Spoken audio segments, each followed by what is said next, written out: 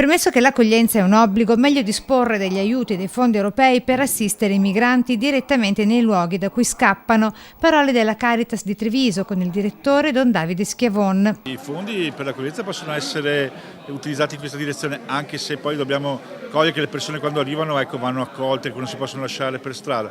Dall'altra, tutte quelle risorse che gli Stati in questi periodi sono andati anche a ridurre per la cooperazione vanno investiti per una reale promozione del territorio e non per fare gli interessi del mondo occidentale. Opportunità di lavoro per i migranti direttamente nelle loro terre già in atto grazie alla solidarietà del mondo della cooperazione e delle famiglie rurali della Sinistra Piave con il contributo del Servizio Sanitario Veneto. Perché con le famiglie rurali abbiamo fatto una raccolta di fondi sia per fare i pozzi per l'acqua che servivano poi per chiaramente irrorare le coltivazioni, perché le famiglie rurali sono andate ad insegnare come si coltiva in Africa le patate ed altri cereali per dare loro modo di autoalimentarsi senza bisogno di servirsi di altre cose. Nei barconi della speranza i sogni di quanti cercano risorse e specializzazioni assenti nella terra d'origine, racconta il medico specialista di Oderzo che da oltre 40 anni porta la sua attività e aiuti anche in Africa. Per poter rientrare poi nel loro paese e sostenere la propria terra.